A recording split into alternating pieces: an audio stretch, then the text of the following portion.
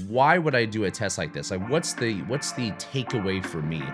But what it shows you from the active tests and why it's important for us to do these things is, number one, your VO2 max is going to be one of the highest predictors of longevity that we have. And it's really cool to see the science over the last 5 years just become more and more apparent that like VO2 and cardiovascular health needs to be the top priority.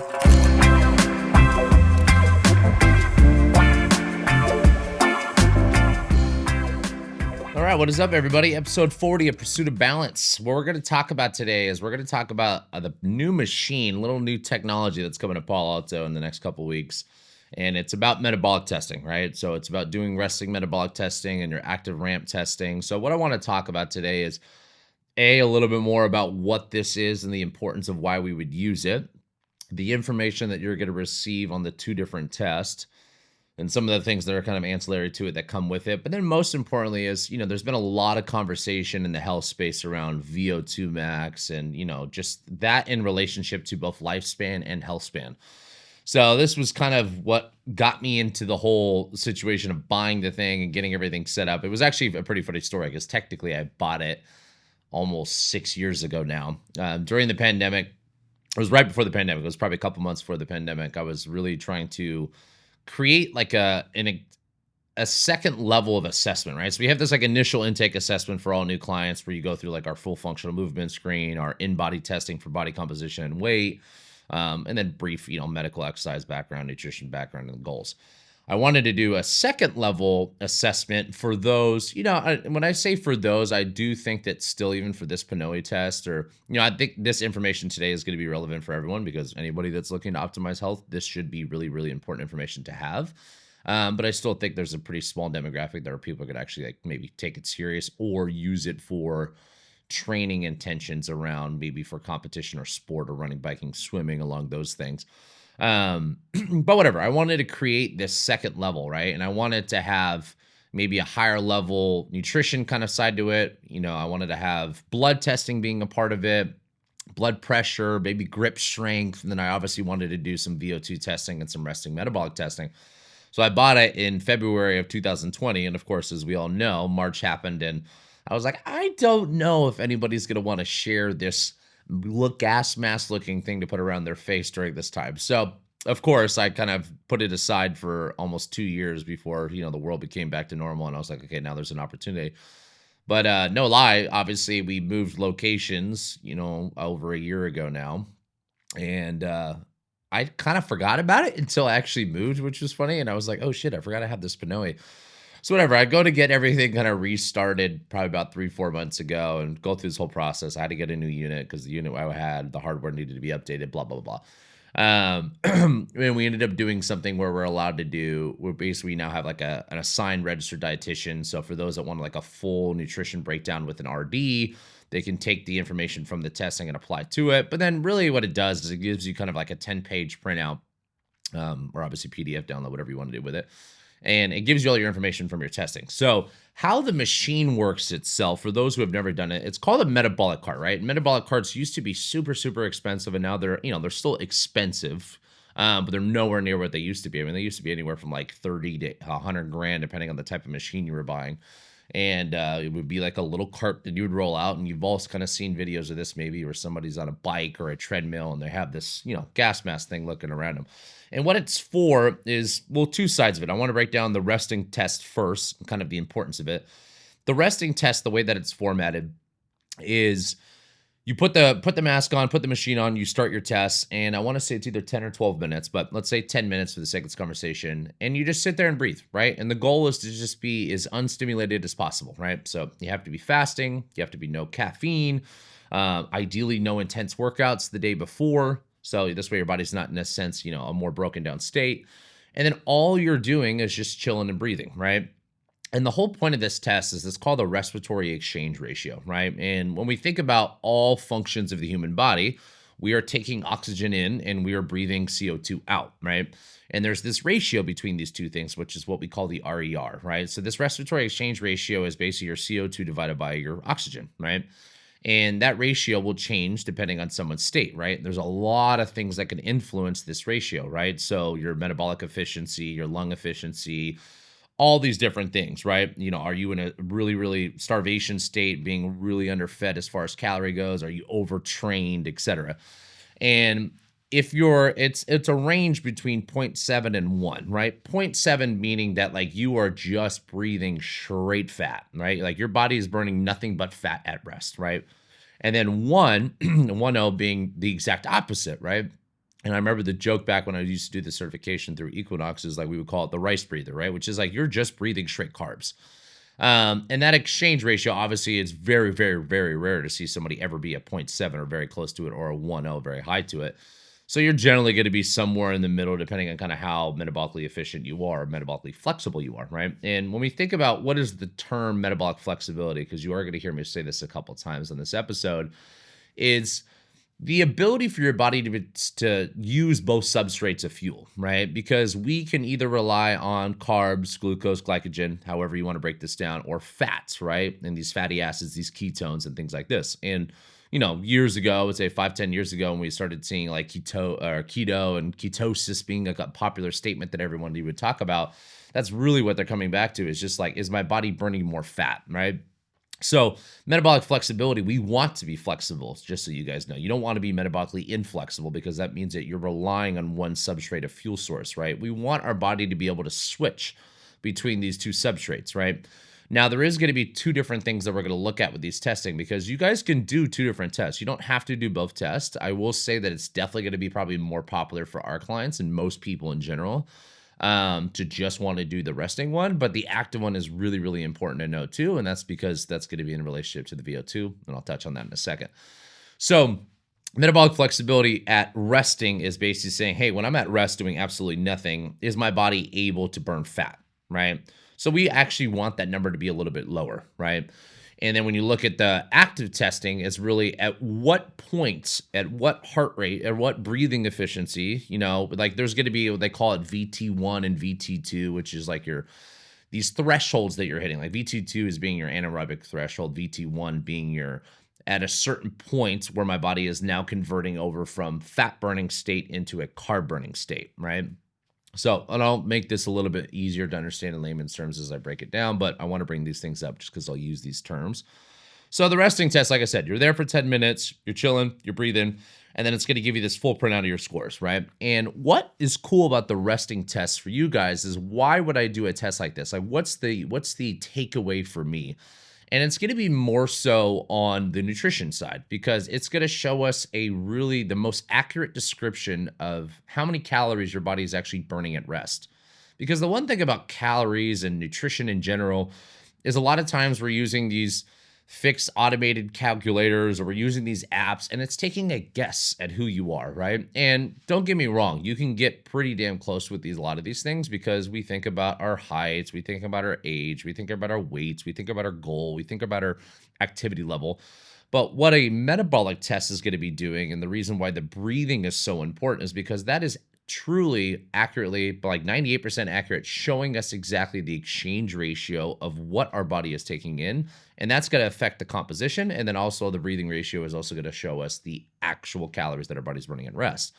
Because there's so many clients, you might be one of these people, that have gone through some type of nutrition planning or some type of dieting phase, maybe followed a FitnessPal or something like that, and feel like you're pretty much on the money with calories, but you're still not seeing the results, right? You're not seeing the weight loss. You're not seeing the maintenance. You're not seeing the weight gain, depending on what the goal is for you.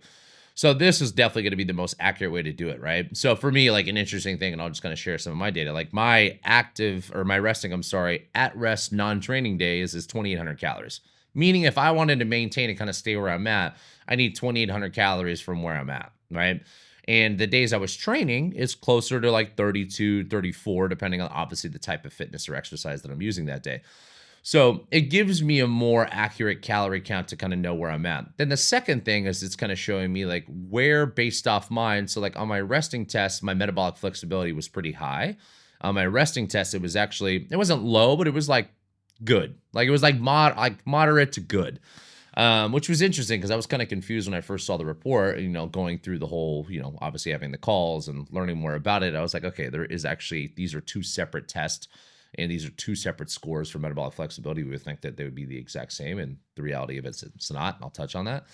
And for me, it was like, and I would say it was pretty straightforward for what I thought the macros are going to be. Because for me, when it was protein, it was both on non-training days and training days, 25% of my calories needed to come from protein, right? And so my training days, 25% of my calories was 204, right? I am 195, right? So to give you an idea, it's like I'm actually eating almost above a gram per pound, not by much, but it's pretty much on the money of 1 gram of protein per pound of a total body weight.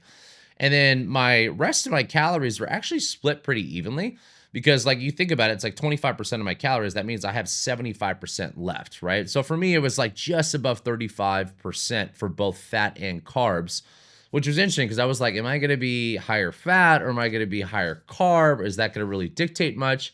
Obviously, training days, it was suggesting me to have a little bit more carbohydrates from those calories, but overall, it was a pretty balanced diet for my style and just like my results and my scoring. So it's cool because now it's like, now I have an accurate count of my calories. Now I have an accurate kind of description of like what my composition of those calories should look like.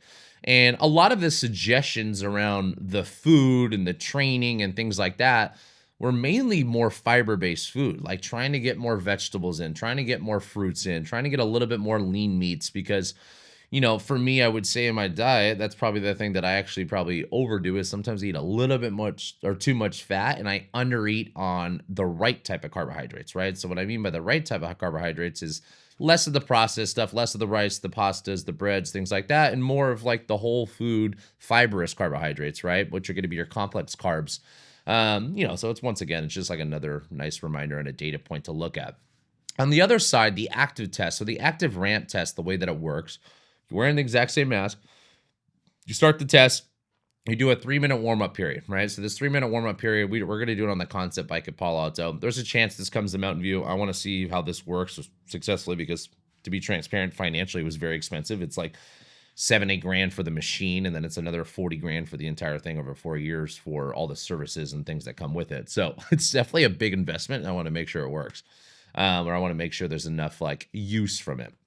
But the active test, like I said, we're doing it on the concept bike at Palo Alto. It's a 3-minute ramp period, right? So the warm-up period, I'm sorry. So 100 watts is what you're going to hold for 3 minutes. Just get your body going, warm up the legs, get the lungs pumping a little bit. You're obviously wearing a heart rate monitor for both of these tests too, to be transparent. So on the resting side and active side, you're looking at heart rate, which is going to be something that's going to dictate heart rate variability on top of your resting test. Heart rate variability for me actually on the resting test was probably the thing that needed the most love, and which is something I kind of know from just wearing a Whoop. So for those that don't know what heart rate variability is, we want variability between the beats of our heart, right? We don't want the same exact distance between every single heartbeat, right? So what that shows us is the slower, the lower the HRV is. If you have very low HRV, it can be dictating that someone is more sympathetic, right? Sympathetic being more fight or flight. And that could be malnourished, that could be overtraining, that could be obviously physiological stress or psychological stress to the body, that could be underslept, exact things like that. Higher HRV or higher variance and variability is going to be the exact opposite. That's going to show us more parasympathetic state, right? Which is going to be the things that we think about as rest and digest. And for me, I've known that when I'm in good aerobic shape, I can kind of get my heart rate lower, my HRV a lot higher. But I tend to be someone that loves training, and I tend to also be someone that likes more weight training and more intense-based training. And that shows when it comes to my HRV because sometimes I kind of overdo it on that side. And those could be things that obviously impact HRV. You think of things about drinking, like I drink wine every night. Those could be things that have a negative impact on HRV, and that obviously has a negative impact on sleep to a degree. So all that information is going to get collected. But back to the active one. After your 3-minute warm-up period at 100 watts, what you're going to do is basically on 1-minute intervals until you can't go anymore, you're going to increase it by 15. So you go 100 to 115 to 130 to 145, 160, 175. You just keep climbing. I think I got all the way up to the 290, whatever it was, about 10 or 11 minutes of just the ramp period. And then eventually I was like, I can't hold the watts anymore. And it was interesting for me that and I noticed this on my runs with my kind of cardiovascular training and more of my runs more than anything though, but biking, I feel it too, is my legs actually give out first. Like I can't handle the lactate buildup more so than my lungs feel like I can keep pushing. Like I feel I have pretty good lung ventilation and lung efficiency where I'm like, okay, my breathing is not the thing where I'm tapping. It's like I just can't handle the lactate. And lactate's that burning sensation that we all feel in a really intense conditioning or any type of cardio that you guys are doing. And obviously, this is where we start to expel a lot more CO2 in this process to help remove some of the lactate that's building up. And for somebody that's in great aerobic shape or cardiovascular shape, they have a better efficiency of getting that out, right? And, then after that, once you hit your peak, then you have a 3-minute cool down period back at 100 watts. So I felt like pretty good because I will be clear, I have not been super consistent with my like aerobic training over the last 3 years, probably. Like I train 4 days a week, 5 times a week. I maybe get some type of cardio in once a week. I have lower level stuff. So like obviously if I'm going to walk a golf course, things like that, like, I get my 10,000 steps on a Saturday or Sunday, go and play golf. So there's a degree of heart rate elevation there. But dedicated forms of like getting on my mountain bike or going on my runs or swimming or conditioning even at the gym or circuits, whatever it might be, I've not been the greatest. So I was like, my ego is like, I'll probably still be fine. So I got a 45 on my VO2 max, which it's a good, it wasn't great. It's not excellent. But it's like, it's nothing for me to necessarily worry about, but it's definitely something I want to improve. And this is the whole point of testing it. But what it shows you from the active test and why it's important for us to do these things is, number one, your VO2 max is going to be one of the highest predictors of longevity that we have. And it's really cool to see the science over the last 5 years just become more and more apparent that like VO2 and cardiovascular health needs to be the top priority. Like there's a pretty cool research that came out that going from like the bottom 25% of population to even just the bottom 50 is a 50 to 70% increase in all-cause mortality, right? Or decrease, I'm sorry. So like it is a huge, significant jump that you're going to see just from getting from the bottom quarter to the bottom half. So, and it obviously just keeps working its way up. The higher the VO2, the better. And we're not just talking about longevity as well here, right? Because VO2 max is great for the lifespan side of it, but even from the health span, right? Because you got to remember like things like dementia and Alzheimer's and this brain-derived neurofactor that we get from training. Having a higher VO2 max is also going to help us work on some of the health span behind that as well. So it's a really, really important data point for all of us to know, and most importantly, for all of us to work on improving. And the interesting thing, well, it's interesting in a way that it was just like another good reminder because I kind of knew that.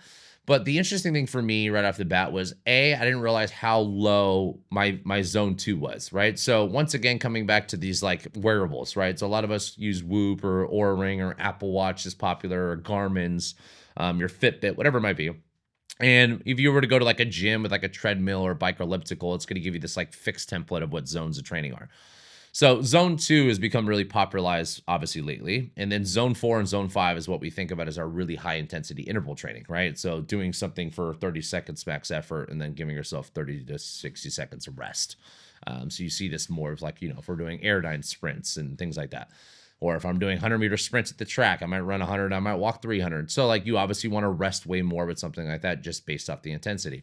The higher the zone of training, the more glycolytic it is, right? Meaning you're burning more carbohydrates, right? The lower the zone, you're burning more fat, right? So you can use fatty acids as your fuel source, right?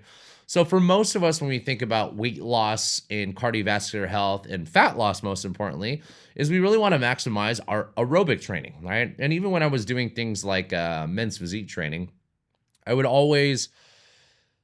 say probably, I think my coach had me doing 6 days a week of 20 to 30 minutes in the morning on an incline at 10 degrees, and I would walk at 2.5 miles an hour. Walk, not jog, not run, not sprints, not intervals, do circuits, not CrossFit, walk. Why? Because as I got leaner, I needed to burn more fats. I didn't want to lose weights necessarily because if my goal is to preserve as much muscle as possible, then I don't want to be doing a lot of this dead man zone training, right? And I'll touch more on this in a second, but it's like I really want to maximize maybe once or maybe max twice a week where I can get some type of interval training because that does have a huge lever on the VO2 max. But one of the biggest things for me in my report was I am underutilizing my VO2 or my zone 2 for my VO2 max. Meaning I'm not doing enough aerobic training right now. And like I said, that's the reminder. The thing that was shocking to me was actually like how low my zone 2 was, right? So the reason why for me, my active test was a lot lower on the VO2, or I'm sorry, I keep screwing up my words here. Metabolic flexibility side was ranked lower. It was more like good versus excellent at resting, was because my body made the switch for that VT1. It made the switch to burning carbs a lot earlier than the test than maybe it should be, right? Like if I was in better cardiovascular shape, that heart rate could have probably got up to 120, 130, maybe 140 before it started switching over to a lot more carbohydrates.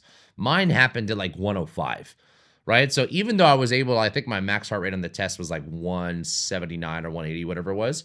Like I got my heart rate all the way up to 180, right? But at 105 is basically where that VT1 happened, meaning like that was the state in the line where I crossed going from a fat burning state, aerobic. Because here's one thing to remember. If you want to burn fat, it takes more oxygen to do so, right? And I think a lot of people forget about that. So if your goal is for fat loss or maximizing fat burn efficiency, you want to make sure that you have oxygen presence. But at a certain zone of training, you're obviously losing that capacity to do so, right? And this is why somebody that is really aerobically fit has a high aerobic threshold, meaning they can burn more fat with their training at a higher heart rate than someone that's deconditioned or less conditioned, right? So this is, once again, I'm trying to just share the data that I have and why it's important for you guys, because we want that VT1 to be higher, right? We want both to be higher. We want VO2 max to be higher, VT2, VT1. We want all these things to be higher because it shows signs of optimal health. It's great cardiovascular fitness. And then the efficiency between the lungs and the diaphragm and the heart and how you're breathing and all these things, right? So for me, it was like, okay, the big takeaway from my test is like, I need to just prioritize more aerobic stuff. Like I was actually in Mexico last week and I worked out, technically every day if you count golf, but like I would work out the other 4 days just in the gym. And I ended up just doing 3 days of just like Stairmaster of like 30 minutes and did some mobility. I was like, you know what? This is the reminder. I need to do this stuff. And this is why I am so strong on my opinion that you guys need to be tracking things, right? Like why I do blood work, right? Why I do a metabolic test, right? Why I like to track my fitness, or, why I go through periods of tracking nutrition every once in a while. Because yes, you can get obsessed with data and I don't want it to ruin your life or run your life, but I do think that data is going to be the thing that helps control. Like for me, and this could probably sound wrong to a lot of people, I haven't been to a doctor's office since I was 18 years old, and I'm turning 35 in a couple months. It's like, not saying that like doctors are something you should avoid. I'm saying that we should be looking at all this other information on our health to help maximize our longevity, our vitality, our health, the way we look, the way we feel, the way we sleep, the energy, the mood that we have. And this is why I like investing in things like this to share it with you guys, is like A, to learn a little bit about this with this episode, and B, the technology and the product actually used for you guys. So it will be a test that will be coming in the next couple weeks. It'll be offering kind of a resting test and an active test. But those are the big things, right? So the VO2 max, like I said, is like, I was actually, was just telling the story to the team probably a couple weeks ago.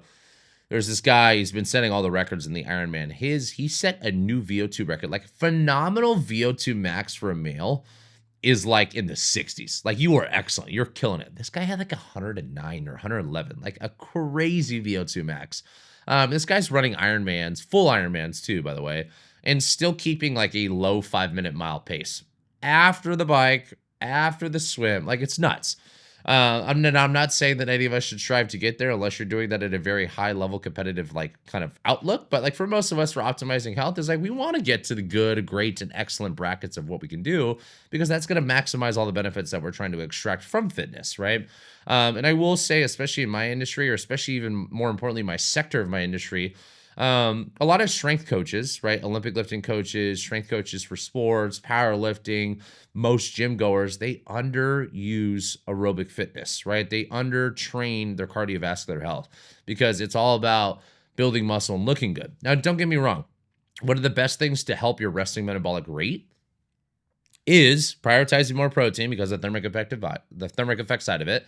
It is building muscle, so having resistance training being a huge part of it. Even for me, on my tests, I do a lot of resistance training. I have a pretty good amount of muscle mass, I would say, as far as body composition goes for my weight. And it still said keep prioritizing resistance training. So resistance training is something that I'm never going to say deprioritize. But maybe for some people, if you're training a lot, 4, 5, 6 times a week, I maybe deprioritize it a little bit. Maybe allocate more resources towards the aerobic and anaerobic side of training. because you're going to get a lot more ROI on your health, right? And if you're someone that's only doing fitness 2, 3 times a week, my suggestion is like, don't deprioritize that at all. You need to add more, right? I definitely would think that exercise needs to be something that most of us are shooting for an absolute minimum of 3 times a week, but I would say 3 to 5, right? 4 being kind of like my sweet spot for most people. And that's a combination of all of it, right? That's a combination of your strength training, your resistance side. That's also a combination of the aerobic and anaerobic side. So when I say anaerobic, just to be clear, those are the high intensities, right? Like the very typical old school way of learning this was like 220 minus your age. Zone 5 would be 90 to 100%. Zone 4, 80 to 90. Zone 3, 70 to 80. Zone 2, 60 to 70 or 70 to 80, right? And like it just drops in 10% brackets. But this will give you a very, very accurate description of like what we're looking at and why it's important. So for me, it's like right now, technically, if I wanted to really just prioritize my base foundation of cardiovascular training, I should be doing things in the low 100s. And I don't know if you guys know how low that is, but like that's like borderline a power walking phase for me. Like it's just like it'll look like we used to call in sports the O-line shuffle, right? Like where it looks like you're barely even jogging. And it sounds pathetic because it's like, well, fuck, I need to do like almost like 2 to 3 hours a week of that, or an hour and a half to 3 hours a week of that, depending on kind of where I'm at. But it's just good information to us to know. It's like maybe after our workouts here at the gym, for those that are listening from FL clients, it's like maybe spend a low level time on the bike or the skier or the rower or go on a nice little light jog. Then maybe do that 20 minutes. But like for me, it's like when I was doing my men's physique competitions, in order to get as lean as possible but preserve muscle, like I said, I was doing 20 to 30 minutes a day, 5 to 6 times a week, right? So it's like, if you do the math, it's like 30 minutes times 6. It's like, that's 3 hours a week. So it is possible. How you guys break it up, I think, is going to be, it sounds more intimidating in the beginning phase of it, but just like anything else, like little small bites will go a long way. So I wanted to share that information just because it is coming soon. It is going to be something that's accessible too for Mountain View as well. It's just going to be done in Palo Alto, but it's for both sides of our clients. And for those that are listening to this, that are in the Bay Area around Palo Alto or Mountain View, I am trying to work on right now also possibly hiring somebody to just run our metabolic side of the business, right? That's just their job is to get paid to administer these tests, right? Because I think there's an outlet where I can start working with people that maybe are not even necessarily members. Maybe they're doing their own thing, right? But offering that is a test both for the resting and active side, because A, I'm already paying for the damn service and I've already paid for the product, but to help you guys more with the nutrition side of it, to get a very, very accurate thing of what your body needs based off that data, or help you with the training kind of selection of what should I be prioritizing more? Is it more resistance training? Is it more aerobic low level? Is it more high intensity interval training? Or what does the blend of it all look like based off the active test? So there's a lot of cool things coming from it as well, which I'm pretty stoked on. But I wanted to share that because I think, like, out of all things, my biggest thing to take away for you guys listening to this stuff is like, I want to better the longevity, the health span, and the lifespan of every single person I work with, and myself selfishly. So for me, doing both these tests, I was like, okay, the resting test for me was like, I don't think there was a lot of takeaways for the resting metabolic test for me. And what I mean by that, not like in a bad way, but like information that I was like, okay, I need to really prioritize this better. Maybe the calories a little bit. Like sometimes I think I undereat on calories certain times and whatever, things like that. Or I overeat a lot on fat, I think personally. So maybe lowering my fat a little bit.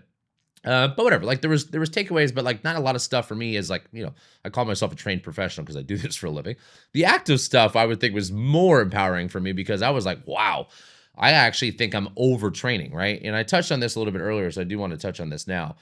That one of the biggest mistakes that I see with clients and also just the fitness industry, right? Like the fitness industry itself, like when I was in Cabo, I had a couple that were asking me a lot about the gym, like what kind of stuff I do, what style training, blah, blah. And my biggest like ripe with the industry with like Orange Theory Fitness, F.45, CrossFit to a certain degree is we're doing a lot of like everything's super intense, right? Everything's meant to just be conditioning and bury somebody. And when I was younger in my career, I also thought that was the route. I thought that was the route to be successful with people because it gives you a psychological feedback of like, wow, I sweated. Wow, I feel so exhausted. I must be doing something good. When the reality of it is like going through really accurate ways to measure it, you realize that like you need to have more movements throughout the day. You need to have more aerobic, low level stuff to get a lot of the ROI of what we're looking for. And for those times that we are going to be more intense, a lot of people, when I say dead man zone, like in the running world, the dead man zone was always called like zone 3. Like if I was doing a longer, easy run, I want to be zone 2. I want to be in this lower level, maybe creeping zone 3 every once in a while, but I want to spend all my time there. And if I'm doing something more high intensity, I'm going to go do a threshold run, or I'm going to do some interval runs, or I'm going to go do a track day. I want to do something that's going to get me to that really, really high extreme, right? I want to get into the zone 4 and zone 5.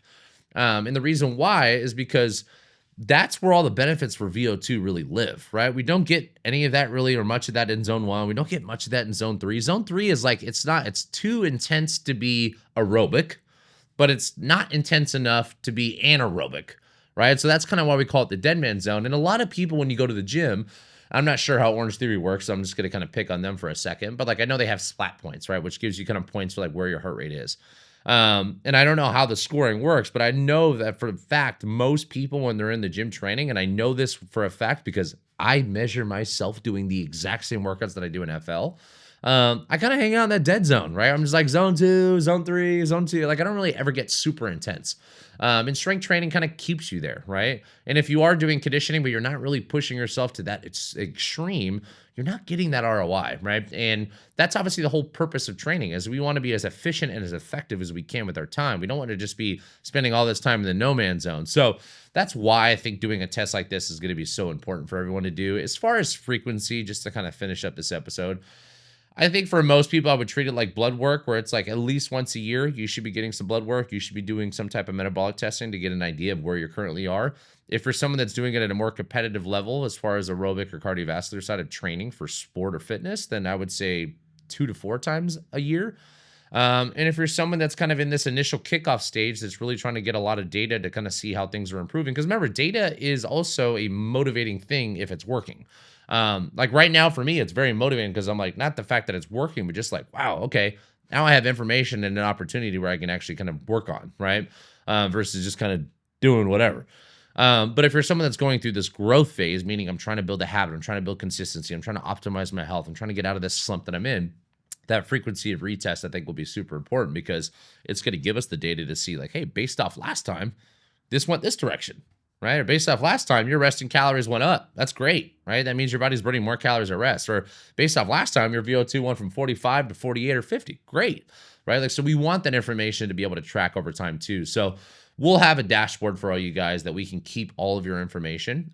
We also, like I said, for those that do want to get the nutrition report or work with the nutrition, a registered dietitian for the nutrition plan, that is also another service that will be a part of it too, if you want to be really, really accurate with the nutrition side too. So I think that's all I got, because I just wanted to share that information with you guys and kind of the results that I had for it. So just stay tuned. It is coming soon. It's available to everyone.